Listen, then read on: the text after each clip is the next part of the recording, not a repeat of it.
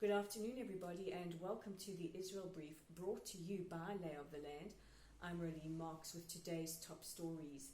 Yesterday we had no broadcast because it was Yom Kippur, the Day of Atonement, the holiest day in the Jewish calendar, and we are just absolutely shattered and heartbroken at the news coming out of Germany just as we were breaking our fasts after the 25-hour fast yesterday, that a gunman had tried to get into a synagogue, a shul in the town of Halle, and commit as much mass murder as possible.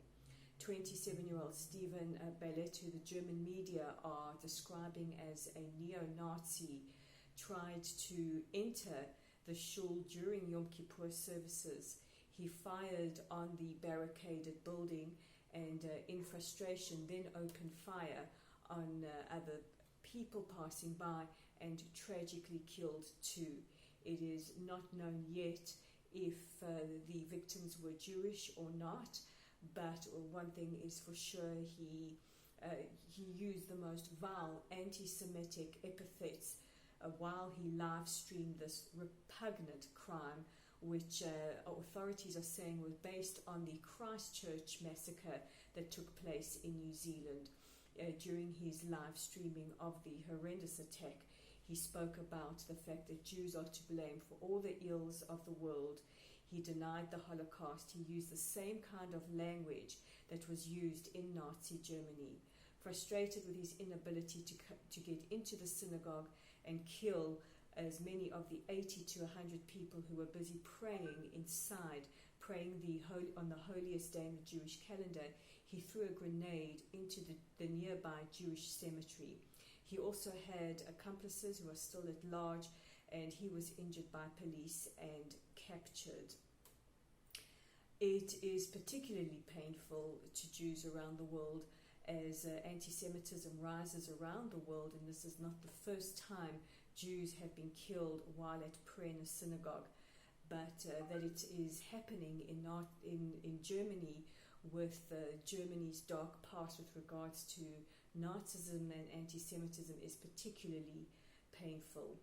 Yesterday, Chancellor Angela Merkel met with representatives from the Jewish community, and today the German president met with representatives of the Jewish community, vowing to protect Jewish life. As you can well imagine, the leaders of Germany's Jewish community, as well as those of the town of Halle, are angry and demanding that the government do more to protect Jews.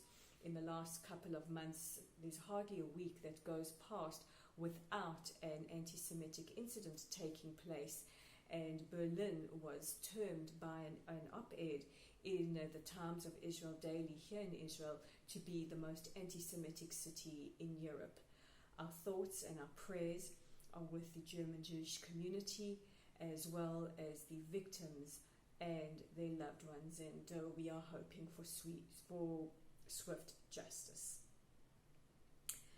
The Simon Wiesenthal Center also weighed in on yesterday's horrific crime, saying that as we approach the anniversary of Kristallnacht on the 9th of November, this could be a precursor for more violence to come. Kristallnacht marked the start of the Holocaust, as many know it, with the destruction of synagogues around Germany and the destruction of Jewish businesses and the rounding up of Jews who were then sent to concentration camps.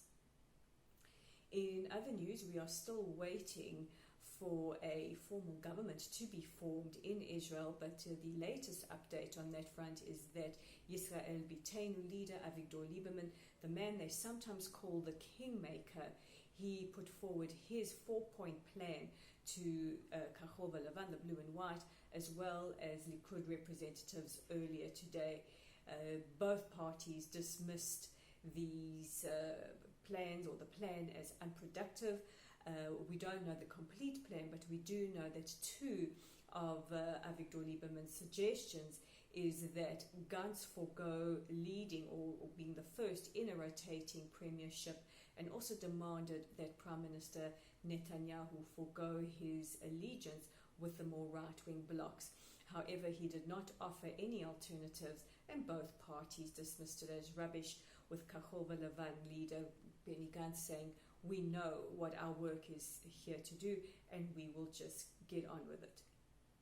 And in final news, and maybe a more strange but uplifting story, the representative or the leader of a Islamic organization in Saudi Arabia with the backing of the Saudi government has condemned the anti-Semitic incident that took place in Melbourne, Australia, over the last couple of weeks, in which a Jewish student, 12-year-old Jewish student, was forced to kiss the feet of a Muslim student.